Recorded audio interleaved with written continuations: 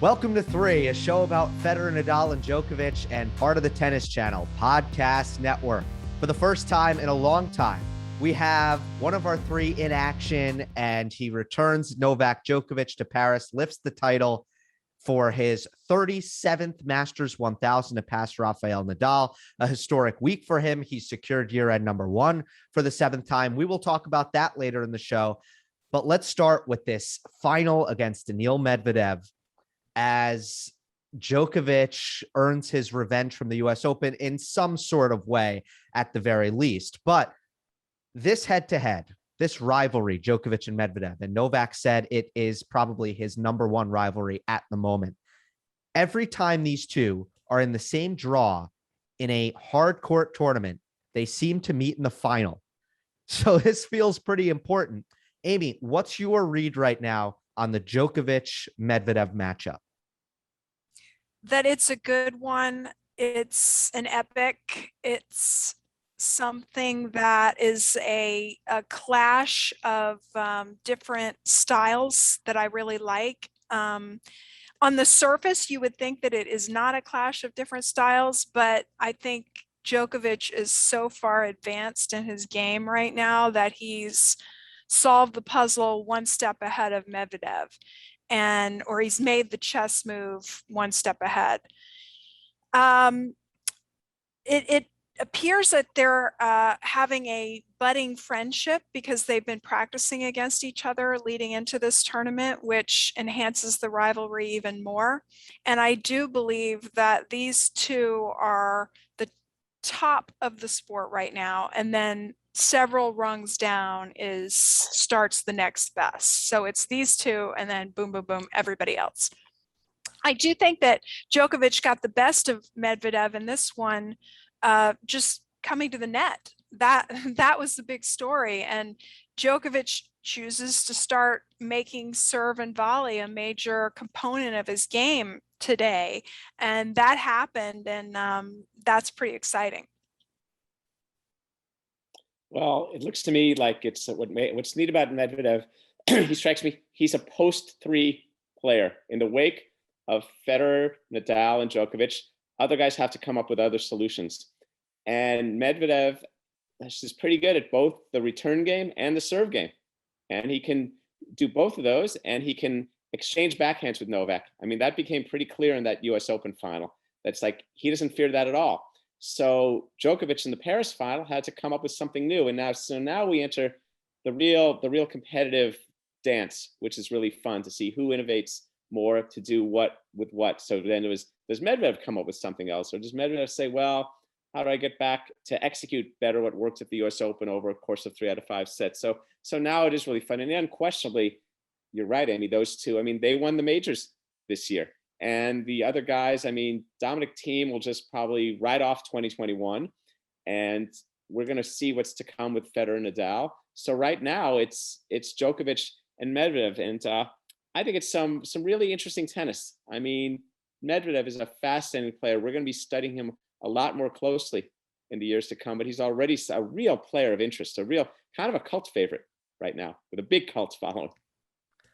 I agree with that. Well, Novak does lean on the serve and volley here, and it was an interesting choice. I think he probably goes into the match with that in mind, just based on how committed he was to executing it over and over and over again.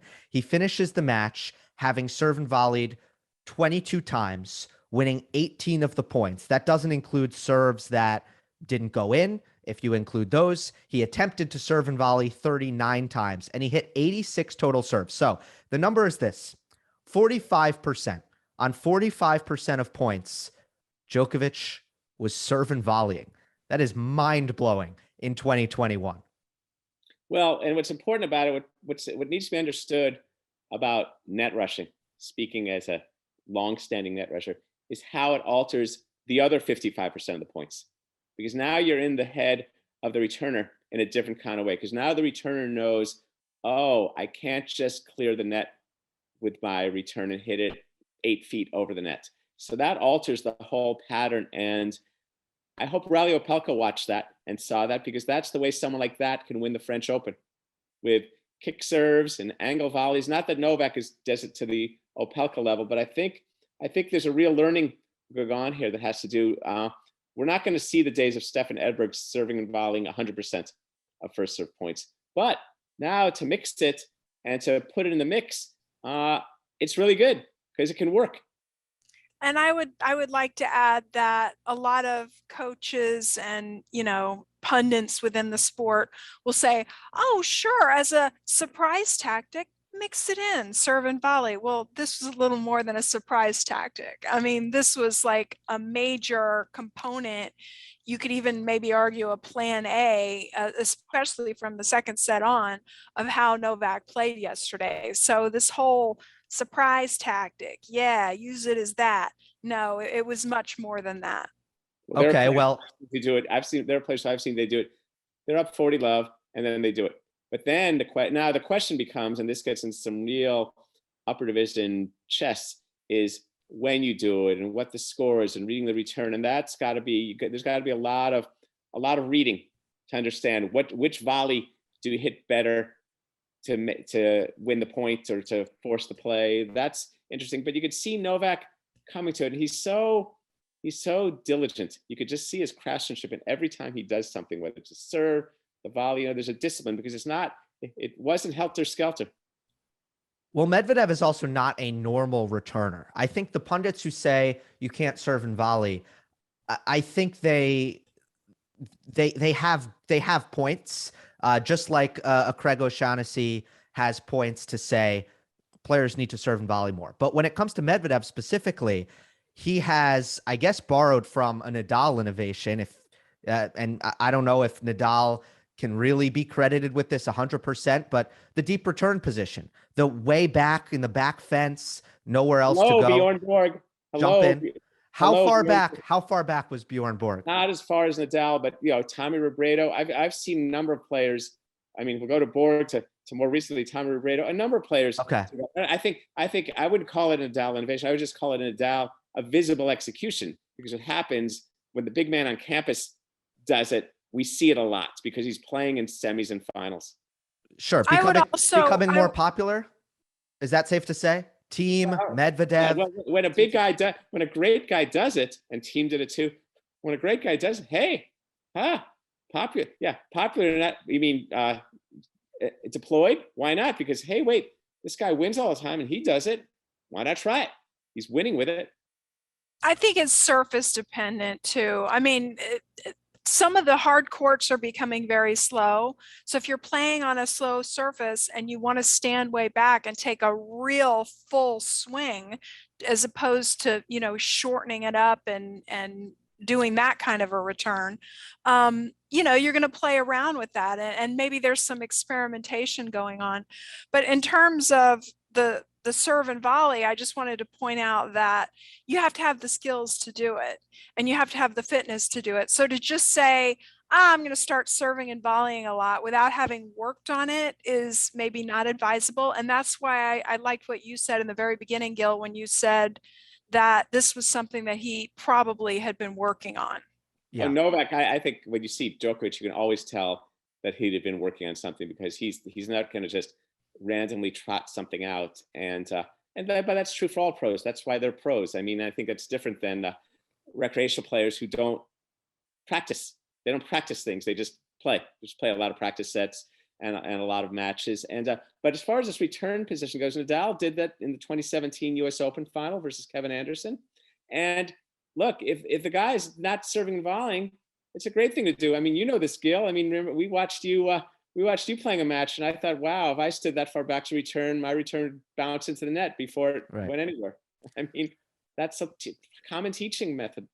Yeah, Nadal will do it on clay, 10 feet or more behind the baseline, regardless of who he's playing. And for Medvedev, it doesn't really matter what surface he's on. He was standing that far back on the slick, low bouncing, although less so nowadays, Wimbledon. But I think the point that I ultimately wanted to get to was, with Nadal and his deep return position, people for a decade have been saying, why don't people just serve and volley? And then I think time and time again, he pretty much shows you that it's not quite that simple. You can't just serve and volley against Nadal and expect to win unless you're Dustin Brown against Nadal with a bum knee at Wimbledon. But Medvedev and Nadal are different in this respect. Medvedev's a flat hitter from the back fence. Nadal has more spin than anyone in the world. And I think that makes a difference when you're trying to execute the serve and volley.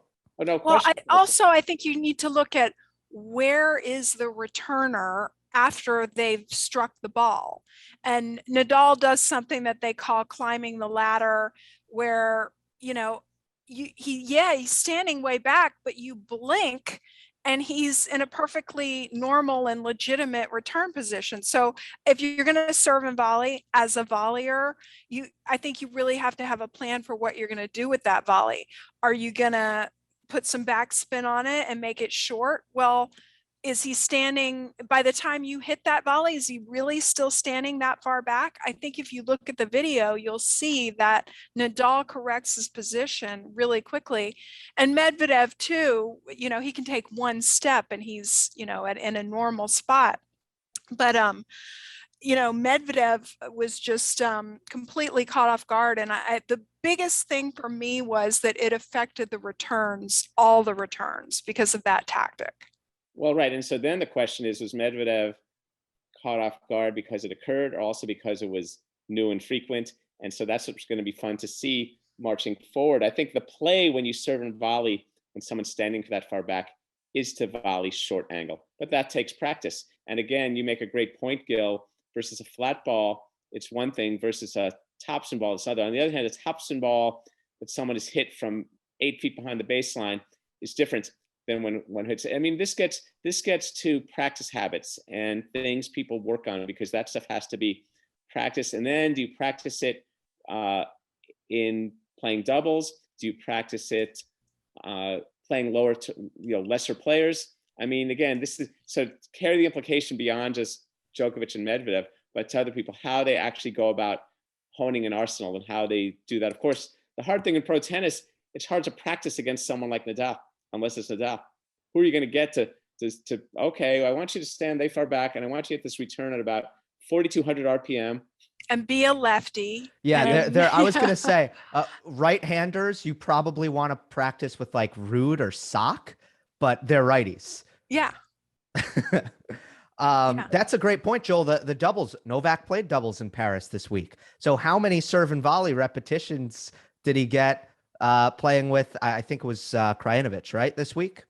I didn't see that much of that doubles, so I'm not sure how much. I'm not sure either. And he had a walkover from Monfils, so it's not like he got much practice in on his way to the finals. That it makes it all the more impressive.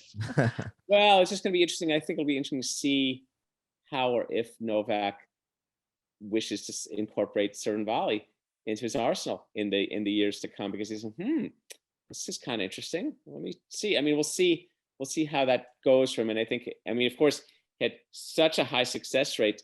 That's good. I mean, that's a remarkable success rate, that high, but 90%. And let's not forget who his idol is.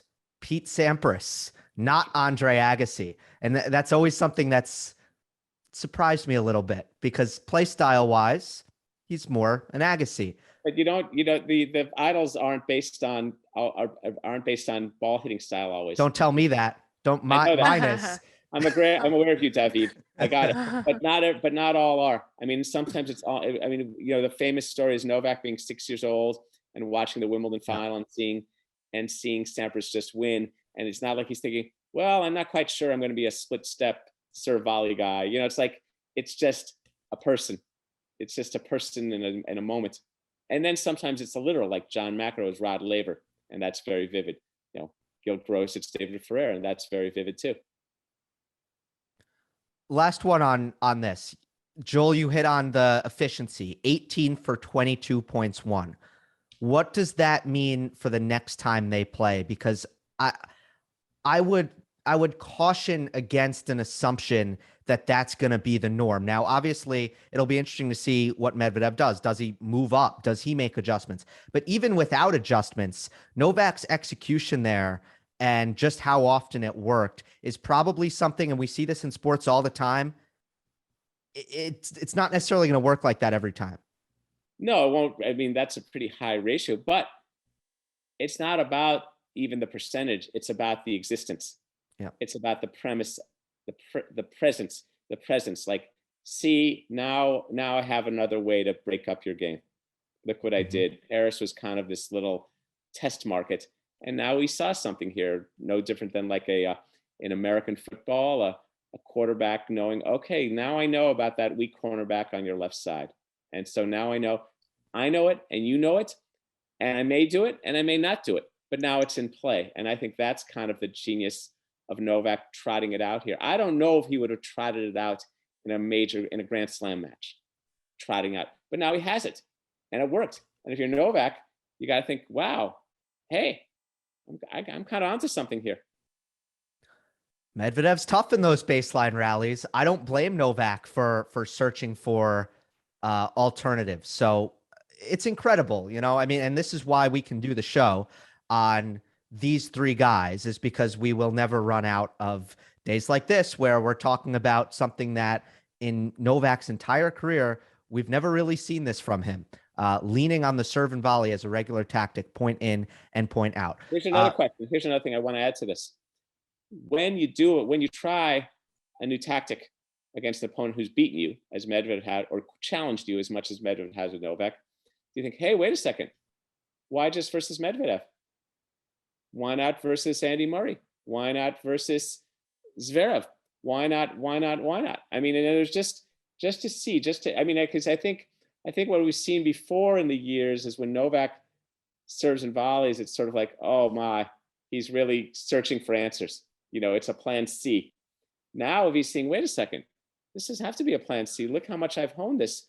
Again, he's not going to become Stefan Edberg or Pete Sampras, but maybe it's something to inject it. It's similar to the way that Federer altered his backhand.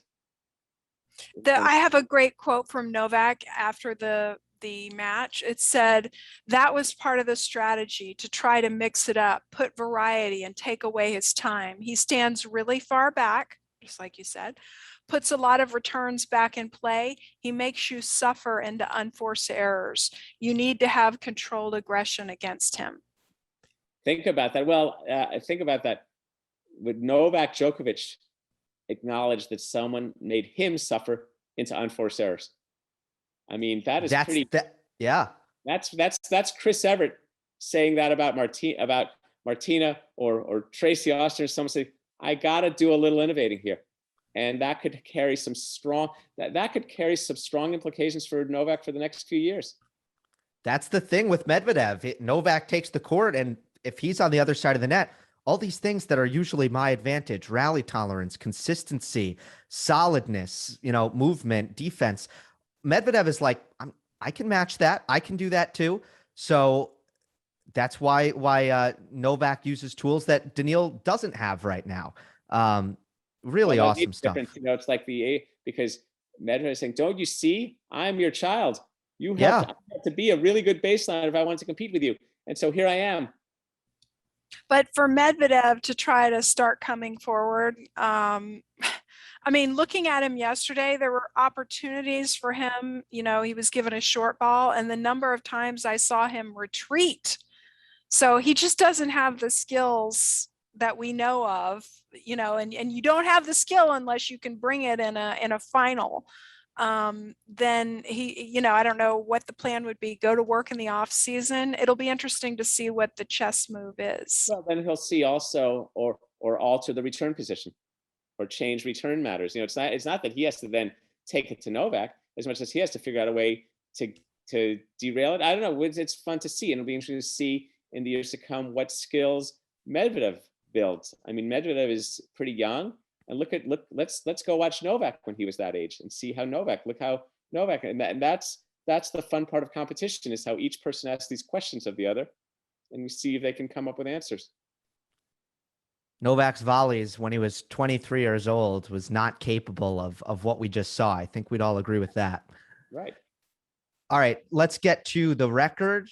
7 year-end number ones. He said coming into Paris, this is why I'm here. This is why I'm playing this event.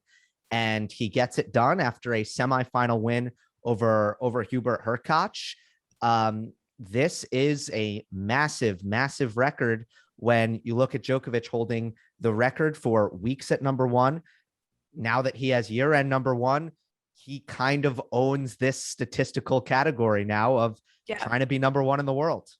It's hard to think of a data category he won't own by the time he's through playing. I mean, as far as the quantitative accomplishments, I mean, in 7 years in the era he's competed in versus Federer and Nadal, and also look, these guys, Wawrinka and Andy Murray and other players who made their moves too. I mean, very impressive. So yeah, it's definitely about kind of the 2020 now is the last domino, the last thing to consider. Novak did this from 2011 until now 2021. So it was over a period of 10 years where he captured 7 year-end number ones. A little bit different from how Pete did it, 6 years in a row for Pete. So how do we compare and contrast these reigns, Joel? Well, let's see. Okay, 11 through 21. So that's 11 years, right? It's 11 years. Yes. Yep. So Pete was Math. sixth grade. You know, that's a great question. I think Sampras was also, you know, I did this interesting research in the 12 years, the first 12 years of the Federer, Nadal, Djokovic reign before Murray became number one. Only they three held number one. In the 12 years before Federer became number one, 14 men held it at different times. Sampras finished year at number one 6 times, but he wasn't always a wire to wire because there were so many people winning on different surfaces. You know, I call that kind of the sphere of influence area. You had your Gorans and your Krajceks on the fast surfaces. You had your Muster and your Sergio Brugueras getting their clay points. And they're just different. It just shows you how the game evolved. I mean, I think the you know, Novak's thing, what I find most impressive about Novak did it while around 2 other geniuses who also had their share of moments. Nadal in particular. Nadal, I believe, has finished number one 5 times, as has Federer. Federer's last year doing that was 2009. Nadal first did in 2008. So that Novak has kind of navigated through those guys, against those guys. That to me is incredible. Incredible how he's figured out a way to problem solve those guys. Part of the big three's legacy for me is longevity and just how far you can push a career. And I think that's part of Novak's unique way of breaking this record compared to Pete. You know, Pete, Borg, you know, they had these kind of super primes and it was over a lot earlier than Djokovic, Nadal, and Federer could say. So I kind of like that those two facts mirror each other. Well, Borg finished number one 3 times. 3 times. Sampras 6. Sampras retired around 31. Yeah, no. I think what's interesting is kind of what I call the acceleration of the pit crew. And Novak is followed in the path of Martina Navratilova and Yvonne Lendl in turning the whole care and maintenance of a player to new heights. Partially because he can afford it, just like all the players can afford it. I mean, I was looking at Francis Tiafoe is 41 in the world. He's already earned $5 million. He can afford a pit crew in a different way than number 41 could have 20 years ago. And that's great. And that's great. So the ability, I was talking to a former player who was very good in the 70s and 80s. He said, yeah, we had a trainer and we were all vying to get his attention, the ATP trainer guy. Now players travel with them. That's a huge difference in longevity and fitness. Now, granted, they all have them now, but the better ones, I mean, Novak, that is state of the art. All the things he does, diet and nutrition and stretching. Well, speaking of maintenance, we'll see how Novak manages his schedule the rest of the way, because he's locked up that year-end number one. Does that put his status for the ATP finals in a new city, Turin, in jeopardy? Davis Cup, does that put it in? Well, that doesn't matter for the rankings, but Amy, how do you think Djokovic moves forward here in 2021? It's a bit of a conundrum. I mean, he's typically a man of his word. And if he, committed to Davis Cup and he's really needed to play it, I'm sure he will. His relationship with the ATP is a little strained right now because of what he's been trying to do with the PTPA, and they're trying to vote on this big 30-year strategic plan, and Novak's group has wanted a delay in that so that they could really comb over it because it's a 30-year plan and all that. So he doesn't need to do anything for the ATP if they're not doing anything for him. I don't know if that factors into it. But as you point out, Gil, he's got the year in number one locked up. He's got plenty of money, so he doesn't need the money. It would just be the ATP would want him there to compete. So who knows? I mean, if I were advising him, I would say probably don't do the tour championships, maybe Davis Cup, but yeah. I hear the advice part, and I sense the pragmatism. It's just kind of interesting how the three have evolved. Not the three, many top players evolved. Yeah, I'll just a la carte pick and choose. It's like, hey, you've qualified to reach this event in the tour you've agreed to play. I mean, it's not the All-Star game where you just, I don't think I'll play the All-Star game when I spend time with my family. It's the year-end championships. So I wish he'd play. I'd like to see him play it because I think it's great for the game overall, like for the fans who care about these events and want to see their greatest players vying. And yet, at the same time, I've sometimes wondered if that event is it more All-Star game than Super Bowl? I mean, one year, sometimes it decides a ranking. Other years it doesn't. Novak has clinched the year number one. I really hope he plays because I think it would just be neat. It would elevate the significance and the engagement factor with the tournament. There is something that he's probably going for, I believe, Gil, some sort of won it more than anyone else or something. There's a nugget to be had in there, as if he needs it. These guys, every time it's another little page. Yeah. But he's never won in Turin. That's true. Right. Well, I actually think that's a factor. I think there might be some new city curiosity. I mean, I just think trying to be in Novak's shoes, maybe you go to play it. That's extra motivation to go play it. Joel, I think it's a good point because just to have this conversation is weird. It's kind of like, well, you qualified, so you go play that event. It's a big event. What's the discussion here? And Amy, I also think you make a good point because I was listening to Vasek Pospisil on Mike Cation and Noah Rubin's podcast, a part of the Tennis Channel podcast network as well. And Pospisil was like, the ATP is playing dirty here. They are spreading lies. I mean, venom from Pospisil. So I can't imagine the PTPA led by Djokovic and Pospisil. I can't imagine they're very happy with how this whole thing has been handled and how it's played out. And this is like an ATP banner event. So I hadn't thought about that. I do think that is an interesting thing to keep in the back of mind. And my hunch is that Novak is going to play, but it wouldn't shock me if he doesn't. That'll do it for this episode of 3. We're available on all podcast platforms. Make sure to leave a rating and a review on Apple Podcasts. It's a big help to us. And if you're watching on YouTube, like, comment, and subscribe. We will see you next time on the next episode of 3.